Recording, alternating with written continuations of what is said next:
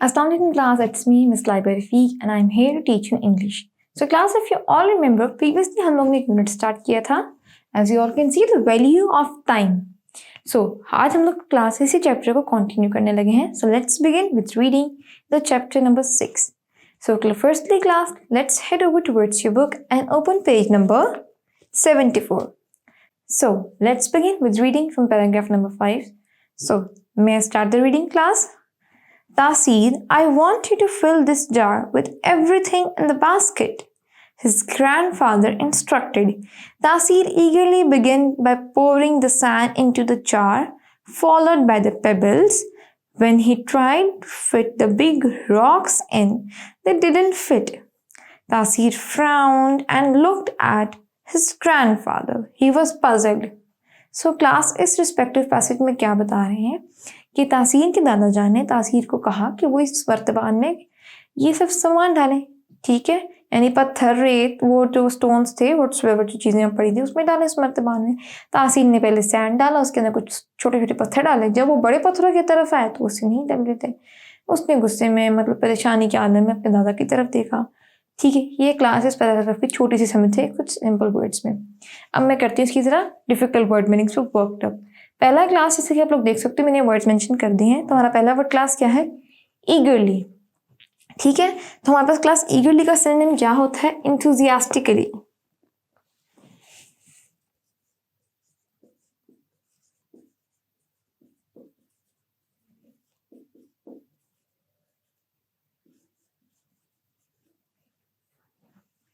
ठीक है जी, ईगरली को क्लास में कहते हैं इंथुजियास्टिकली, और इसको हम लोग उर्दू में कहते हैं class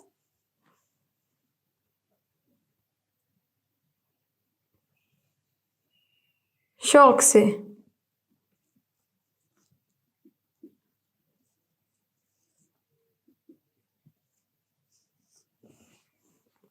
okay, now the second word is frowned. So class frowned का सिनोनिम देखते हैं क्या है हमारे पास? स्कोल्डेड.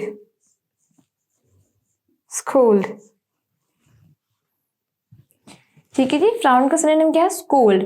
स्कोल्ड करना, फ्राउंड, स्कोल्ड. अब इसको हम लोग उर्दू में क्या कहते हैं? नागवारी जाहिर की.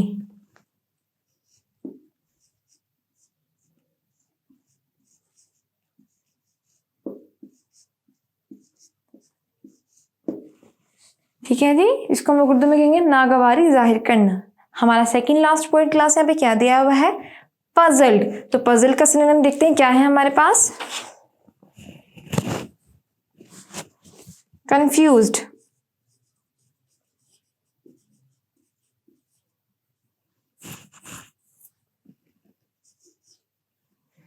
ठीक है जी, पजल का क्या सिनोनिम हमारे पास क्लास? कंफ्यूज होना. इसको हम लोग उर्दू में कहते हैं हैरान.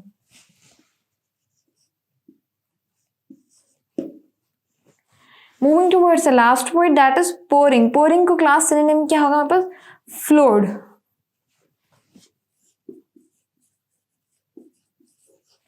और हम लोग इसको उर्दू में क्या कहेंगे? उंडेलना.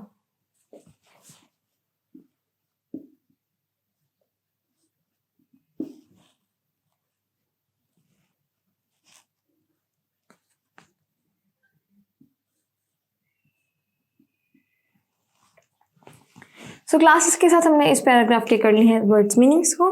अब मैं स्टार्ट करने लगी हूँ क्लास रिस्पेक्टिव पैराग्राफ की ट्रांसलेशन को. So let's begin with the translation of the paragraph number 5. So before starting the translation class, you all must have your respective notebooks and register, and you all should take the notes of the translation. ठीक है जी, in case हमारा कोई word यहाँ पे रह गया, हमने उसको डिस्कस नहीं किया, कोई पॉइंट भी मिस आउट कर जाती हूँ तो हम उसको ट्रांसलेशन में कवर अप कर लेंगे. So let's begin with the translation of the paragraph number 5. Okay जी, सो मैं start reading paragraph number 5 class. Taseer, मैं चाहता हूँ कि तुम मर्तबान को टोकरी में मौजूद हर चीज से भर दो. दादा ने हदायत दी. तासीर ने जोश और खरोश से पहले रेत मर्तबान में डाली, फिर कंकड़ डाले. जब उसने बड़े पत्थर रखने की कोशिश की तो वो मर्तबान में ना समाये. तासीर ने हैरानी से अपने दादा की तरफ देखा. वो उलझन में पड़ गया. ठीक है जी। सो क्लास हमने इसकी ट्रांसलेशन भी कर ली है। अब मैं रीड करने लगी हूँ paragraph number 6। So let's head over back towards your book and let's start reading paragraph number 6. Let me show you something, his grandfather replied with a smile. He emptied the jar and methodically placed the large rocks inside first. Later, he added the pebbles, which fit in the spaces in between the rocks. Finally, he poured the sand, which filled the gaps by the pebbles. To Tasir's amazement, everything fitted perfectly. So class इस paragraph में क्या बताया जा रहा है? Just because क्योंकि previously में देखा था कि तासीर बहुत कंफ्यूज हो गया था, he got puzzled that why aren't things getting fit in that respective jar. So अब उसके दादाजान ने हर चीज को एक मेथोडोलॉजिकल वे में, एक प्रॉपर वे में उन्होंने पुट किया. पहले उन्होंने बड़े पेबल्स रखे, फिर उन्होंने कुछ टाइनी स्टोन्स डाले, at the end he poured the sand. ठीक है, आखिर में उन्होंने रेत डाली. इस तरह से करते करते सब चीज़ें उस जार में आ गई.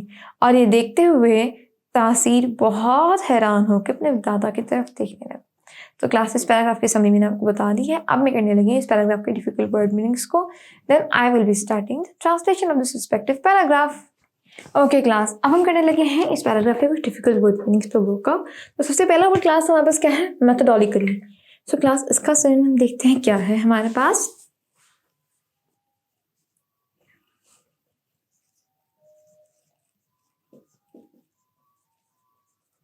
सिस्टमैटिकली. ठीक है जी, हम इसको क्या कहते हैं? मेथोडोलिकली को सिस्टमैटिकली भी कह सकते हैं. सिनोनिम्स का ये है. और इसका मीनिंग देखते हैं क्लास क्या है? बाकायदगी से.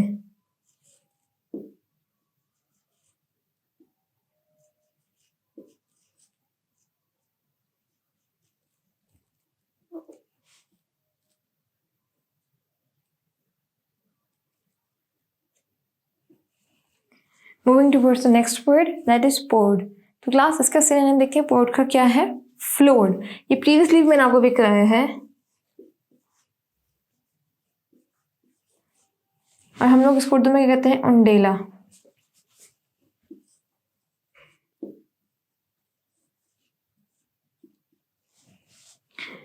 Moving towards the second last word that is amazement. So class amazement का सिनोनिम हमारे पास क्या आता है? वंडर.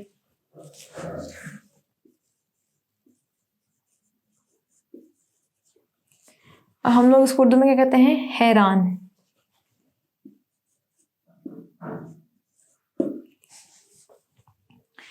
हमारा लास्ट वर्ड है क्लास एम्प्टीड. एम्प्टीड का क्या बनता है? Vacant.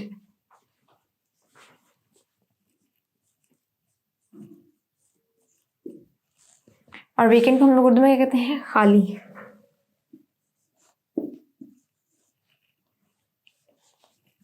So with this class हमने इस पैराग्राफ के भी कर ली है वर्ड्स मीनिंग्स को. अब मैं करने लगी हूँ इस पैराग्राफ की translation start. So let's begin with the translation of this paragraph. So class, you all must have your essentials and do take the notes of the translation. In case we miss out any word or anything, we can cover up it in the translation. So let's begin with the translation of this paragraph. आओ मैं तुम्हें कुछ दिखाता हूँ, दादा ने मुस्कुराते हुए कहा. उन्होंने मर्तबान को खाली किया और पहले बड़े पत्थर एहतियात से उसमें रखे, फिर कंकड़ डाले जो पत्थरों के दरमियान मौजूद खला में आसानी से समा गए. आखिर में उन्होंने रेत डाली जो कंकरों के दरमियान बाकी मादा जगह में भर गई. तासीर हैरत से देखता रह गया कि यह हर चीज़ मुकम्मल तौर पर फिट हो गई. सो क्लास इसके साथ हमने पैराग्राफ नंबर 6 भी अब तक कंप्लीट कर लिया है. अब हम स्टार्ट करने लगे हैं पैराग्राफ नंबर 7 की रीडिंग को. So let's begin with reading of the paragraph number 7. तासीर, this jar represents you and your time. His grandfather elucidated. The big rocks are the significant things in your life, like your schoolwork, family, and health. The pebbles are the other priorities, like your hobbies and friendships. The sand represents the small trivial things. If you fill your time with the small stuff first, you will never have room for the important things. But if you prioritize the big rocks, everything will everything else will find its proper place. So class, इस paragraph में आप लोगों के लिए भी एक lesson है, तासीर के लिए भी एक लेसन है from his grandfather that prioritize your things first. ठीक है, अपनी लाइफ में प्रायोरिटीज सेट करना सीखें. आपके लिए आपकी इस स्टेज पे आपकी फर्स्ट प्रायोरिटी क्या होनी चाहिए? Your family, your education, your health. Not only for Taseer but for you people as well. ठीक है जी, तो तासीर की ये फर्स्ट प्रायोरिटीज होनी चाहिए. उसके दादा जान ने उसको इस तरीके से उसकी प्रायोरिटीज बताई कि उसको अपनी प्रायोरिटीज किस तरह से सेट करनी चाहिए. एंड डजंट मीन कि you shouldn't have your friendships और हॉबीज. उनकी भी एक प्रायोरिटी होती है बट उनकी प्रायोरिटी सेकेंड लिस्ट पे आनी चाहिए. ठीक है, they should come on the second list on a priority. Last पे हम अपनी कोई भी छोटी मोटी हमारी एक्टिविटीज हैं उनको रख सकते हैं, but the level of a priorities should be the way Taseer दादा जान हैज डिस्क्राइब्ड. ठीक है जी, I hope it's very clear to all of you. अब हम क्लास स्टार्ट करने लगे हैं paragraph number 7 difficult word meanings को. So let's begin with it.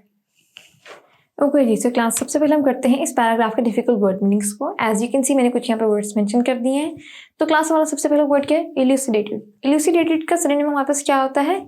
Clarity देना. ठीक है जी, clarity.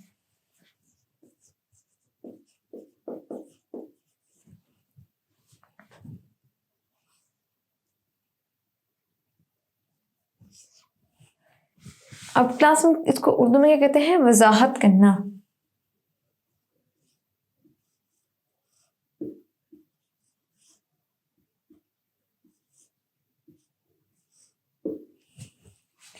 Moving towards the next word, that is significant. Significant का synonym हमारे पास होता है class important.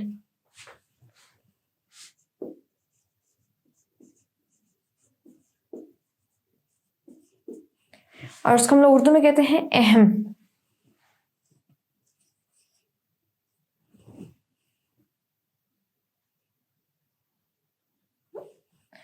Moving towards the next word, that is priorities. Priorities का synonym हमारे पास क्या होता है? वो होता है concerns.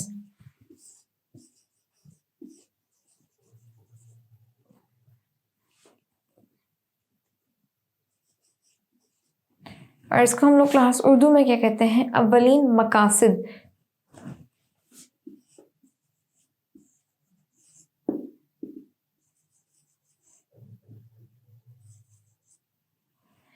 और हमारा आखिरी वर्ड यहाँ पे क्या दिया हुआ है? ट्राइबल. तो क्लास ट्राइबल का सिनोनिम हमारे पास क्या होता है? देखते हैं. अब हमारे पास क्लास आखिरी वर्ड है ट्राइबल. ट्राइबल का सिनोनिम हमारे पास क्या है? इनसिग्निफिकेंट या अनइम्पोर्टेंट.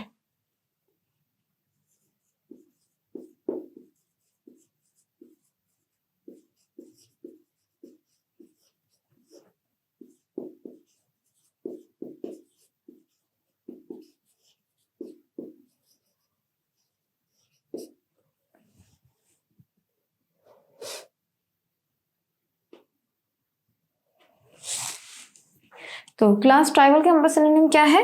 अनइम्पोर्टेंट या इनसिग्निफिकेंट. तो इसका उर्दू में मायने क्या होगा? गैर अहम.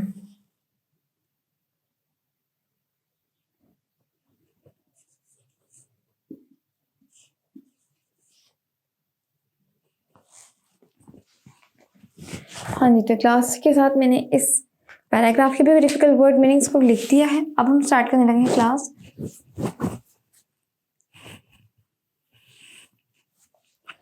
तो अब हम लोग स्टार्ट करने लगे हैं क्लास इस पैराग्राफ की Urdu translation. So let's begin with the Urdu translation of this paragraph. So class में shall I begin with the translation of this paragraph. Okay. Taseer की मर्तबान और तुम्हारा वक्त है. तासीर ये मर्तबान तुम्हारा वक्त है. दादा ने वजाहत की.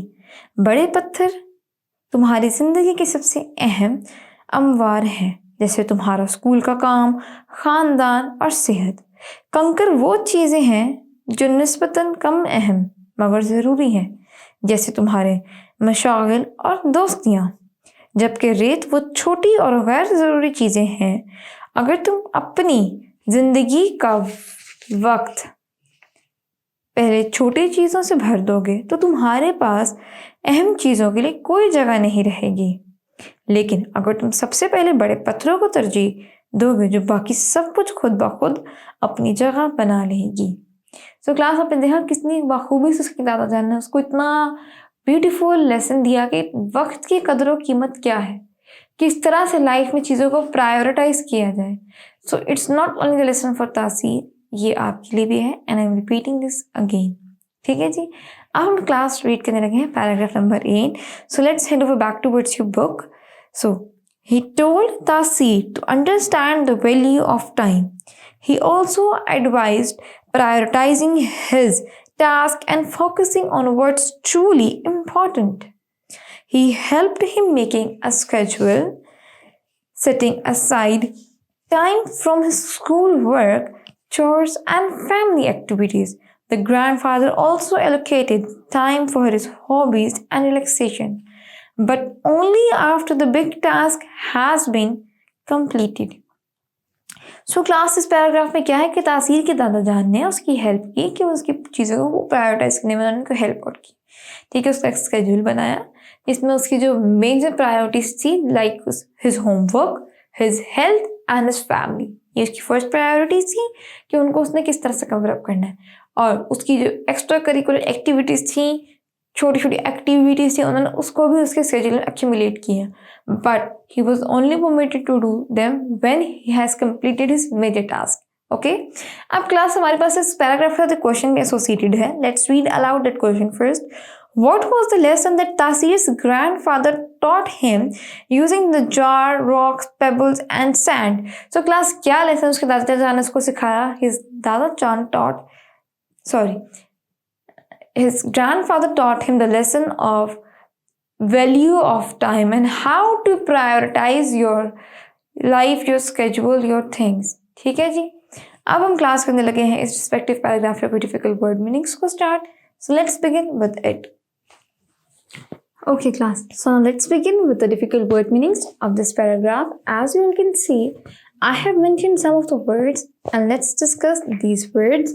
तो क्लास हमारा पहला वर्ड क्या है? allocated. allocated का सिनोनिम होता है assigned.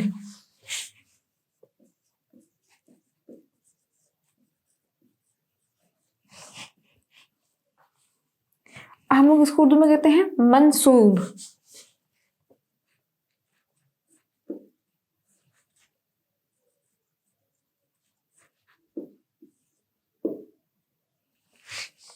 Moving towards the next word, that is prioritizing. Prioritizing की क्लास सिनोनिम हम देखते हैं हमारे पास क्या है.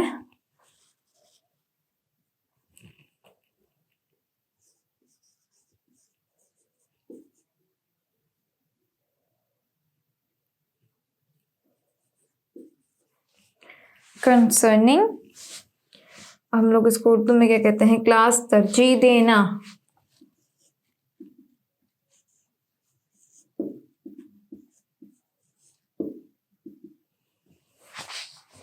ठीक है जी. अब नेक्स्ट वर्ड क्या है क्लास में? पास चोर्स. चोर्स का सिनोनिम क्या होता है? टास्क. हम लोग इसको उर्दू में क्या कहते हैं? घरेलू कामकाज.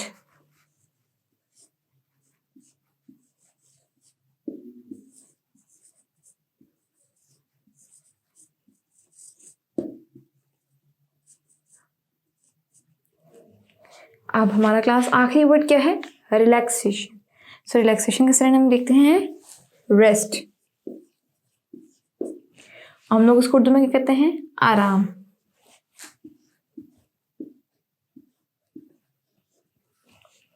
सो क्लासेस के साथ मैंने इस पैराग्राफ के डिफिकल्ट वर्ड मीनिंग्स हमने कर लिए हैं. अब हम स्टार्ट करने लगे हैं इस रिस्पेक्टिव पैराग्राफ की ट्रांसलेशन को. So let's begin with the translation of the paragraph number 8.